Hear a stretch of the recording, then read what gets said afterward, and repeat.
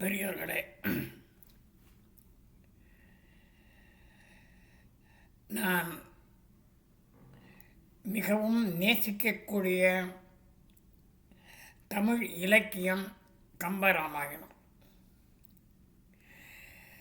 என்னுடைய புதல்வன் திரு பாலாஜி அவர்கள் என்னிடத்திலே ஒரு பணியை ஒப்படைத்தார்கள். நீங்கள் ஏன் ஹனுமனை பற்றிய ஒரு பதிவினை போடக்கூடாது என்று என்னுடைய ஆர்வத்தை தூண்டினார்கள். அது ஏதோ ஒரு சாதாரணமான காரியமாக இருக்கும் என்ற எண்ணத்தில் நான் அதை ஏற்றுக்கொண்டேன். ஆனால் கம்பனுக்குள் இறங்கி பார்த்த பொழுதுதான் அது எவ்வளவு பெரிய காரியம், எவ்வளவு சிறப்பான பொறுப்பை என்னை நம்பி என்னுடைய செல்வன் கொடுத்திருக்கிறான் என்பது எனக்கு தெரிய வருகிறது.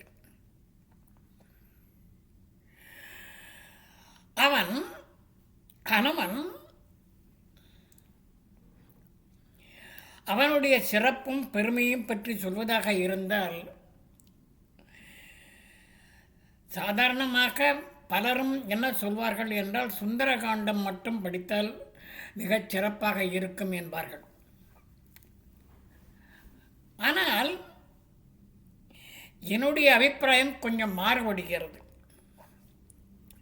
ஹனுமனை பற்றி முழுமையாக சொல்ல வேண்டும் என்றால், கிஷ்கிந்தா காண்டத்திலே ஆரம்பித்து கடைசியாக யுத்த காண்டத்தினுடைய இறுதி பகுதியாக விளங்கக்கூடிய திரு ராமனுடைய பட்டாபிஷேகம் வரைக்கும் சென்று அரியணை அனுமன் தாங்க அங்கதன் உடைவாள் ஏந்த என்ற பகுதி வரைக்கும் போனால்தான் அதை முழுமையாக சொன்னதாக பொருள்படுமே தவிர, அதை அரையும் குறையுமாக சுந்தரகாண்டம் மட்டும் சொல்லி ஹனுமன் வானத்திலே பறந்து சென்று இலங்கை சென்று சீதா பிராட்டியை சந்தித்து ராமனுடைய மோதிரத்தை கொடுத்து பதிலுக்கு ராமனுக்கு சீதையிடம் இருந்து கணையாழியை வாங்கி திரும்ப கொண்டு கொடுக்கின்ற வரைக்கும் சொன்னால், அல்லது அசோகவனத்தை எல்லாம் துவம்சம் பண்ணி எரித்து கடைசியில் லங்கையினுடைய நாயகனாக விளங்கக்கூடிய ராவணேஸ்வரனையும் சந்தித்து திரும்ப ராமனிடத்திலே வந்து அந்த மோதிரத்தை கொடுப்பதோடு முடியும் என்றால் அது எனக்கு சரியாக படவில்லை என்ற காரணத்தினாலே கிஷ்கிந்தா காண்டத்திலே முதலில் ராமனை சந்திப்பதற்காக சுக்கிரீவனால் அனுப்பப்பட்ட நிலையில் இருந்து ஆரம்பிக்க வேண்டும் என்று எண்ணுகின்றேன். இதில் மிகவும் முக்கியமாக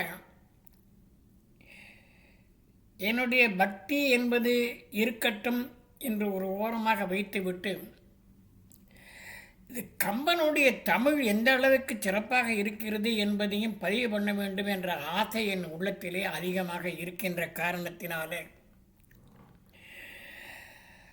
பக்திக்கு நான் கால் பங்கு முக்கியத்துவம் கொடுத்தேன் என்றால், அதனுடைய தமிழ் இனிமைக்கு, கம்பனுடைய பாடலுடைய சிறப்புக்கு நான் 3/4 பங்கு கொடுக்க வேண்டும் என்று நான் என்னுடைய எண்ணத்தில் பட்டதை சொல்கின்றேன். அதனாலே இந்த பதிவு முழுக்க பாடல்கள் நிறைய சொல்ல வேண்டும் என்ற ஆசை என் மனத்திலே இருக்கின்றது. இத்தனைக்கும் நிறைய பாடல்களை விடுத்து, ஏனென்றால் கேட்பவர்களுக்கும் சலிப்பு தட்டாமல் இருக்க வேண்டுமே என்ற எண்ணத்தையும் என் மனத்தில் வைத்துக்கொண்டு, மிகச் சிறந்த பாடல் என்று எனக்கு படுகின்ற பாடல்களையெல்லாம் எடுத்து தொகுத்து இதில் பதிவு செய்ய ஆசைப்படுகின்றேன். இது எந்த அளவுக்கு உங்களுடைய மனதிலே பதியப் போகிறது என்று எனக்கு தெரியவில்லை. ஆனால் தமிழின் அருமை கண்டு, அதனுடைய சிறப்பு கண்டு, அதனுண்டான இலக்கணத்தினுடைய பெருமையெல்லாம் உணர்ந்து இதையெல்லாம் நீங்கள் கேட்க வேண்டும் என்பது மட்டுமல்ல, மூலத்தையும் எடுத்து படிக்க வேண்டும் என்ற எண்ணம் என் மனதிலே ஆழமாக பதிந்திருக்கிறது. என்னுடைய முக்கிய நோக்கமே நீங்கள் கம்பனுடைய பாடல்கள் முழுமையும் படிக்க வேண்டும் என்பதே என்னுடைய தலையாய எண்ணமாக விளங்குகிறது. அதனாலே இதில் நான் பல்வேறு விதமான பாடல்களை தொகுத்து எடுத்து கொடுக்க முயன்றிருக்கிறேன். என்னுடைய வயது காரணமாக சில நேரங்களில் என்னுடைய சொற்கள் தப்பிப்போனாலும் கூட, தவறிப்போனாலும் கூட, உச்சரிப்பில் குறை இருந்தாலும் கூட அதை நீங்கள் தயவுசெய்து படியுங்கள். அப்பொழுதுதான் நம்முடைய மொழியினுடைய சிறப்பும் உயர்வும் பெருமையும் உணர முடியும் என்று நான் கருதுகிறேன். சாதாரணமான விஷயம் இல்லை. ஏனென்றால் கம்பனை பற்றி சொல்லும் பொழுது கரைசேரி காண்டம் 7, கதைகள் 1700, பரவூர் சமரம் 10, படலம் 128, உரைமிகு விருத்தம் 12,026, வரமிகு கம்மன் சொன்ன வண்ணமும் 96 என்று கம்பனுடைய படைப்பை பற்றி அவ்வளவு அற்புதமாக சொல்லியிருக்காங்க. கரைசேரி காண்டம் 7 என்று சொல்கிறார்களே என்று கூட நீங்கள் உங்களுடைய மறுப்பினை தெரிவிக்கக்கூடும். உத்தரகாண்டம் என்பதை இந்த பாடலை எழுதியவர் சேர்த்திருக்கிறார். உத்தரகாண்டம் கம்பனால் பாடப்பட்டது அல்ல. 6 காண்டம்தான் இந்த கம்பராமாயணம் என்கின்ற பகுதியிலே அந்த புத்தகத்தில் வெளியிட்டிருக்கக்கூடியதில் 6 காண்டம் மட்டும்தான் இருக்கிறது. ஏனென்றால் அதற்கு பலரும் பல்வேறு விதமான விளக்கங்களை தருவார்கள். அதனாலே நீங்கள் தயவுசெய்து இந்த பாடல்களை எல்லாம் படிக்க வேண்டும் என்பதை உங்களுடைய கடமையாக வைத்துக் கொள்ளுங்கள். அத்துணை பாடல்களையும் படிக்க முடியுமா என்று எனக்கு தெரியவில்லை. உங்களுடைய ஆர்வத்தை பொறுத்தது அது. ஆனால் நான் இந்த பதிவுகளிலே குறிப்பிட்டிருக்கக்கூடிய அந்த பாடல்களை மட்டுமாவது எடுத்து படிக்க வேண்டும் என்று என்னுடைய தீராத ஆசை.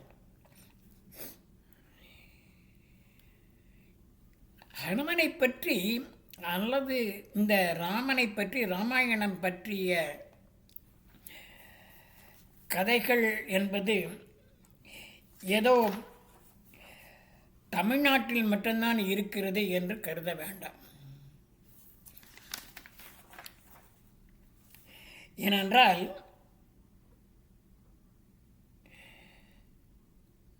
இந்த ஹனுமனை பற்றி கந்தபுராணத்தில் குறிப்பிடுகிறார்கள், சிவபுராணத்தில் குறிப்பிடுகிறார்கள். இதை தவிர 16ஆம் நூற்றாண்டில் துளசிதாசர் எழுதின ராம சரித்திர மானத் என்கின்ற புத்தகத்திலும் என்ற நூலிலும் ஹனுமன் சாலிசா என்பது மிகச் சிறப்பான பகுதியாக கருதப்படுகிறது.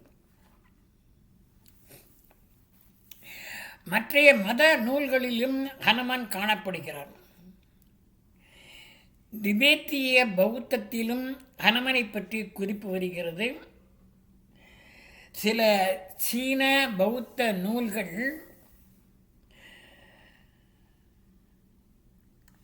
புத்தர் ஹனுமானை சந்தித்ததாக கூட குறிப்பிடுகிறது. ஜப்பானிய நூலாகிய செய்ரனை ஷூ ஏஷு என்ற புத்தகத்தில் தெய்வீக குரங்கனை பற்றிய குறிப்பு உள்ளது. சமணத்தில் விமலாசூரி பௌமாச்சாரியா என்ற நூலில் ஹனுமானை வித்யாதாரா என்று குறிப்பிடுகிறது. இயற்கைக்கு அப்பாற்பட்டவராக அவரை கருதுகிறார்கள். சீக்கிய ஹிரதராம் மாலா என்ற நூலிலும் கவி கனகனின் தாஸ் குர் கதா போன்ற பாடல்களிலும் ஹனுமன் தீரச் செயல்களை போற்றி எழுதியிருக்கிறார்கள். தென்கிழக்கு ஆசிய நாடுகளில் சில பாடல்களில் ஹனுமனை பற்றிய குறிப்பு காணப்படுகிறது. கோயில்களில், குறிப்பாக கோயில்களில் கஜாரகோ போன்ற இடங்களிலும் அவருடைய சிலை காணப்படுகிறது. மிகப்பெரிய ஹனுமானாக நாமக்கல், சுச்சீந்திரம், காசி என்ற பல்வேறு இடங்களிலும் ஹனுமானுடைய சிலை காணப்படுகிறது. உலகத்திலேயே மிகப்பெரிய ஹனுமான் சிலை என்பது ஆந்திர மாநிலத்தில் உள்ள பரிதலாவில் உள்ளது என்று சொல்லப்படுகிறது.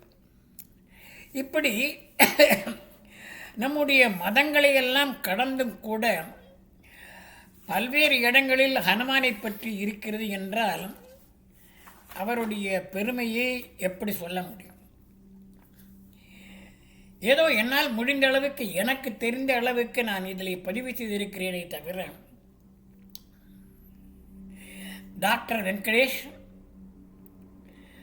அதே மாதிரி நம்முடைய மிகப்பெரிய ஆன்மீகவாதியும் அறிஞர் பெருமானமாக விளங்கக்கூடிய வேலுக்குடி கிருஷ்ணனையா, அதே மாதிரி துஷ்யந்த் ஸ்ரீதர் போன்ற பெருமக்கள் நிறைய விஷயங்களை சொல்லிச் சென்றிருக்கிறார்கள். என்னுடைய பதிவிலே அந்த அளவுக்கு நீங்கள் ஆழம் காண முடியாது. என்னுடைய அறிவு குறைவு. ஆனால் அவர்கள் பேசியதிலிருந்தும் பல்வேறு விதமான விஷயங்களை நான் எடுத்துக்கொண்டிருக்கிறேன் என்னுடைய குறிப்புக்காக. நீங்கள் படிக்க வேண்டும் என்பதே என்னுடைய ஆசை, ஆவல், ஆர்வம், என்னுடைய குறிக்கோள். ஆகவே வருகின்ற பதிவுகளில் ஹனுமனை பற்றி நான் என்ன தயாரித்து வைத்திருக்கிறேனோ அதையெல்லாம் சொல்லலாம் என்று எண்ணுகின்றேன். பொதுமக்கள் தாராளமாக என்னுடைய குறைபாடுகளை சுட்டிக்காட்டலாம். அதன் மூலம் நான் திருத்திக் கொள்ள முடியும். அடுத்து வேறு சில பதிவுகள் போடும் பொழுது என்னை நான் திருத்திக் கொள்ள முடியும். நல்ல படைப்புகளை தர வேண்டும் என்பது என்னுடைய ஆசை. அதற்கு முதலில் வித்திட்டவன் என்னுடைய குமாரன் திரு எஸ் பாலாஜி அவர்கள். அவர்களும் அவர்களுடைய குடும்பமும் சிறப்புற்று மேலும் மேலும் ஒளிபெற்றதாக விளங்க வேண்டும் என்று எல்லாம் வல்ல இறைவனை நான் வேண்டிக் கொண்டு, இனி அடுத்த பதிவுகளில் இருந்து ஹனுமனை பற்றிய விஷயங்களை தரலாம், படைத்து உங்களிடத்திலே ஒப்படைக்கலாம். நீங்கள் படித்து அதை பற்றி உங்களுடைய கருத்துக்கள் குற்றமாக இருந்தால், குறையாக இருந்தால் கட்டாயம் சொல்லுங்கள். ஏனென்றால் அப்பொழுதுதான் நான் திருத்திக் கொள்ள முடியும் என்ற பணிவோடு உங்களை கேட்டுக்கொண்டு விடைபெறுகிறேன். அடுத்த பதிவில் சந்திக்கலாம். வணக்கம்.